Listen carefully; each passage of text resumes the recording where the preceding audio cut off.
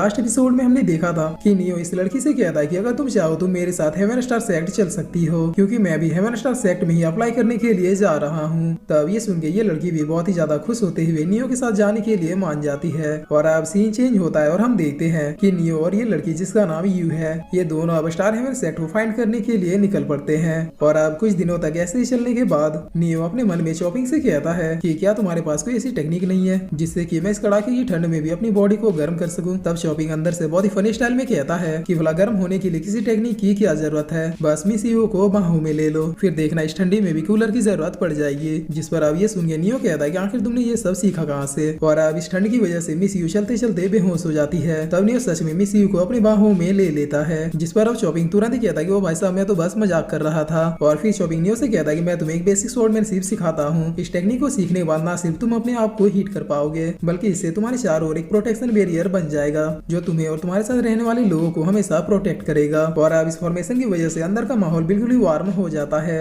जिसे फील करते हुए नियो कहता है कि वाकई में ये टेक्निक तो बहुत ही कमाल की है। और अब ऐसे ही बैठे बैठे नियो को भी नींद आ जाती है। जिसके बाद दूसरे दिन जैसे ही नियो का आँख खुलता है, तब शॉपिंग उससे कहता है कि गुड मॉर्निंग ब्रदर, मेरे ख्याल से तुम्हें नींद बहुत ही अच्छी आई है। जिस पर तभी नियो अपनी एनर्जी को देखते हुए कहता है कि मुझे ऐसा क्यों लग रहा है कि मेरी पावर्स थोड़ी बढ़ चुकी है। तब शॉपिंग कहता है कि कांग्रेचुलेशन, उस फॉर्मेशन की वजह से तुमने सोते हुए भी अपनी पावर्स को कल्टीवेट कर लिया है। जिस पर अब यू भी अपनी आंखों को खोल लेती है और खुद को नियो के इतने करीब आके बहुत ही ज्यादा ब्लश करने लगती है। और फिर यू ऊपर की ओर देखती हुई कहती है कि फाइनली हमने हेवन स्टार सेक्ट को ढूंढ ही लिया। तब नियो भी यस कहता है। जिस पर अब हम इधर हेवन स्टार सेक्ट के अंदर का सीन देखते हैं, जहाँ पर एक सीनियर अपना इंट्रोडक्शन देते हुए कह रहा था कि मेरा नाम यून तेन और मैं यहाँ पे आज तुम सारे आए हुए डिसाइबल्स का एंट्रेंस टेस्ट लेने वाला हूँ, जिससे ये डिसाइड होगा कि कौन इस सेक्ट के लायक है और कौन नहीं है। तब इसके बैच को देखते हुए नियो कहता है कि ये तो स्टार रिलम के छठे लेवल पे है, जो कि मार्शल रिलम का अगला स्टेज है। और ये पर्सन भी बिल्कुल मास्टर की तरह हवा में फ्लोट कर रहा है। तब शॉपिंग कहता है कि लेकिन ये मास्टर से अभी बहुत ही ज्यादा वीक है। और अब ये सीनियर यहाँ पे मौजूद सारे डिसाइबल से कहते हैं कि हेवन स्टार सेक्ट में वेलकम के रूप में यहाँ पर ज्वाइन होने से पहले ये स्काई स्टार स्टोन दिया जाता है, इसीलिए सबको एक एक स्टार स्टोन ले लो। तब इतना सुनते सारे डिसाइबल शादी में आइसक्रीम लूटने की तरह जिससे जितना हो सका इन स्टोन्स को लूटना शुरू कर देते हैं। जिस पर ये सीनियर बिना कुछ रिएक्ट किए बाकी बचे हुए डिसाइबल्स की बातों को सुनते हैं, जो एक दूसरे से कह रही थी कि ये सीनियर कितने हैंडसम है। और अब कुछ ही देर में स्काई स्टोन से भरे हुए पेटी खाली हो जाते हैं और बहुत से डिसाइबल को स्काई स्टोन मिल भी नहीं पाता है। जिस पर अब ये सीनियर बहुत ही ज्यादा गुस्से में कहता है कि मैंने कहा था कि हर डिसाइबल सिर्फ एक ही स्टोन को उठाएगा, लेकिन तुम में से कुछ लोगों ने एक से भी ज्यादा स्टोन को कलेक्ट किया है, इसीलिए अब 3 गिनने से पहले वो डिसाइबल खुद ही आगे आ जाए जिसने एक से ज्यादा स्टोन को कलेक्ट किया है। तब ये सुन के सारे डिसाइबल बेशर्मों की तरह खड़े रहते हैं, लेकिन कोई भी आगे नहीं आता है। जिस पर ये सीनियर कहते हैं कि ठीक है, मेरे ख्याल से अब मुझे ही पता लगाना होगा। तब इस सीनियर को इतने गुस्से में देखकर सारे डिसाइबल तुरंत ही अपनी मेहनत की कमाई को दिखाने लगते हैं। जिस पर अब ये सीनियर इन डिसाइबल्स को तुरंत ही यहाँ से गेट आउट होने के लिए कहते हैं। इसके साथ ही ये सीनियर इन लड़कियों को भी रिजेक्ट करते हुए कहते हैं कि तुम लोगों के पास भी सेक्ट में ज्वाइन होने का कोई मेन पर्पज नहीं है, इसीलिए तुम लोग भी यहाँ से निकल जाओ। और अब ये सब देख के नियो कहता है कि वो स्टोन देना तो बस एक बहाना था। दरअसल सीनियर स्टोन देने के बहाने सारे डिसाइबल्स के कैरेक्टर को चेक कर रहे थे। जिस पर यू कहती है कि हम लोग लकी हैं जो उन स्टोन्स को उठाने नहीं गए। तब ये सीनियर कहता है कि ठीक है, अब अगला टेस्ट हमारे होली प्लेस के अंदर होगा, इसीलिए बाकी बचे हुए डिसाइबल मुझे फॉलो कीजिए। और अब सारे लोग इस होली प्लेस में पहुंच जाते हैं, जहाँ पर ये सीनियर कहता है कि अब सबको एक एक करके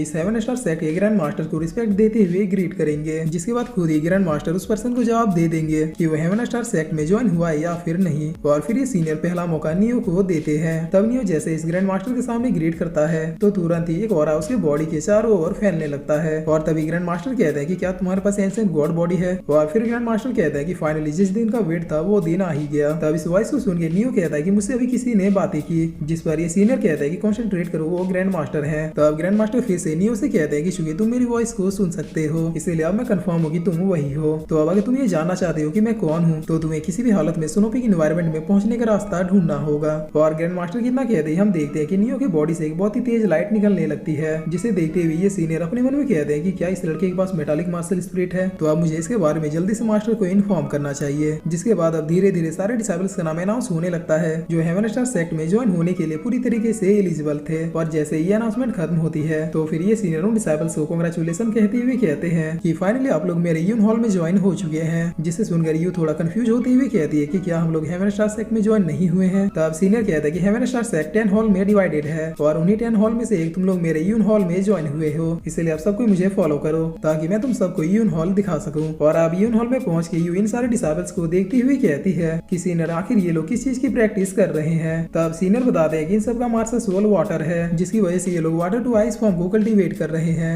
जिस पर अब नियो कहता है कि सीनियर अगर मेरे पास वाटर मार्शल सोल नहीं है तो क्या मैं इस टेक्निक को प्रैक्टिस कर सकता हूँ। तब सीनियर कहता है कि नहीं, जिसके पास वाटर मार्शल सोल नहीं है वो इस टेक्निक को कल्टीवेट कर ही नहीं सकता, क्योंकि हर मार्शल सोल की अपनी एक खूबी होती है। जिस पर नियो कहता है कि लेकिन मुझे देखने से लग रहा है कि मैं इसे कल्टीवेट कर सकता हूँ। तब सीनियर कहता है कि नहीं, जिसके पास जैसा मार्शल सोल होता है वो उसी टाइप के कल्टीवेशन को कर सकता है। और अब इधर ये सीनियर आगे बोल ही रहे होते हैं कि तब तक नियो इस टेक्निक को कल्टीवेट करना भी शुरू कर देता है। जिसे देखते हुए ये सीनियर अब बहुत ही ज्यादा परेशान होते हुए कहते हैं कि आखिर एक मेटालिक मार्शल स्पिरिट का लड़का वाटर आइस फॉर्म को कैसे कल्टीवेट कर रहा है। जिस पर इधर नियो चॉपिंग से कहता है कि आखिर अभी तक मेरी आसपास की चीजें फ्रीज होना शुरू क्यों नहीं हुए। जिस पर चॉपिंग कहता है कि रुको रुको, मेरे पास तुम्हारे लिए कुछ है। और ये कहकर चॉपिंग स्वॉर्ड को एक आइस थंडर स्वॉर्ड में चेंज कर देता है। जिस पर तभी ये सीनियर नियो के कंधे पे हाथ रखते हुए कहता है कि मुझे नहीं पता कि आखिर तुमने ये कैसे किया, लेकिन अब मैं तुम्हारे बॉडी का ये कोल्ड की फील कर सकता हूँ। जिस पर अभी सीनियर कितना कहते कहते इसका हाथ भी जमने लगता है और अचानक से यहाँ पे नियो के बॉडी से एक बहुत ही पावरफुल आइस प्रोड्यूस होता है, जिससे ये सीनियर बाल बाल बच जाता है। और अब नियो का इतना पावरफुल कोल्ड की देख के यून हॉल के पहले के डिसाइपल एकदम से सदमे में आ जाते हैं और फिर एक दूसरे से बातें करते हुए पूछते हैं कि आखिर ये लड़का है कौन। जिस पर अब ये सीनियर अपने मन में सोचते हैं कि मैंने सिर्फ इस लड़के को टच किया था, लेकिन इसका किवाई तो मुझे लगभग मारने ही वाला था। और फिर ये सीनियर नियो की पावर देखने के लिए अपने एक पावरफुल अटैक को क्रिएट करके इसे तुरंत ही नियो की ओर भेज देते हैं। तभी अटैक नियो के पास जाके एकदम सा रुक जाता है और फिर नियो के पावर्स के साथ मर्ज होके उसे एक प्रोटेक्टिव शील्ड की तरह चारों ओर से घेर लेता है। और फिर अगले पल में नियो की पावर्स की वजह से यहाँ पे आइस का एक ड्रैगन क्रिएट हो जाता है, जो सीधे सीनियर को खाने के लिए बढ़ जाता है। जिस पर तभी चॉपिंग नियो से कहता है कि ये तुम क्या कर रहे हो, अपनी पावर्स पे फोकस करो वरना तुम इस तरह से अपने लोगों को ही खत्म कर दोगे। तब नियो कहता है कि सॉरी, मैं थोड़ा बहक गया था। जिस पर अब चॉपिंग कहता है कि मैंने सिर्फ तुम्हारे मास्टर सोल को थोड़ा सा ट्रिगर कर दिया था और इससे मुझे पता चला कि तुम्हारे पास एंशिएंट गॉड की पावर है। तब नियो कहता है कि मुझे ऐसा कुछ उस ग्रैंड मास्टर ने भी कहा था, लेकिन आखिर ये पावर है क्या। जिस पर चॉपिंग कहता है कि एंशिएंट गॉड बॉडी की पावर एक बहुत ही पावरफुल ब्लड लाइन से बिलोंग करती है और यही वजह है कि तुम्हारा ब्लड लाइन इतना ज्यादा स्ट्रॉन्ग है। इसके अलावा जिसके पास एंशिएंट बॉडी की पावर होती है उसके बॉडी में एक नहीं दो नहीं बल्कि कई सारे मार्शल सोल होते हैं और शायद यही वजह है कि तुमने वाटर स्किल को भी कल्टीवेट कर लिया। तब नियो कहता है कि अगर मेरे अंदर मल्टीपल मार्शल सोल है तो फिर जब मैंने वहां सेट में उस मार्शल स्टोन को छुआ था तो फिर मेरा एक भी मार्शल सोल अपेयर क्यों नहीं हुआ था। जिस पर चॉपिंग बताता है कि एंशिएंट गॉड बॉडी की पावर को रिवील करने के लिए कल्टीवेट करना पड़ता है और जैसे जैसे तुम स्ट्रॉन्ग बनोगे तुम्हारे पावर्स भी रिवील होते जाएंगे। और अब इधर नियो का ये आइस ड्रैगन रुकी अपने आप ही डिस्ट्रॉय हो जाता है। जिस पर अब हम एक एल्डर को देखते हैं जो अपने सामने खड़े लड़के से पूछ रहे होते हैं कि क्या ये वही लड़का है जिसने आज ही यून हॉल को ज्वाइन किया है। और फिर इसी के साथ ये एपिसोड यहीं पे खत्म होता है।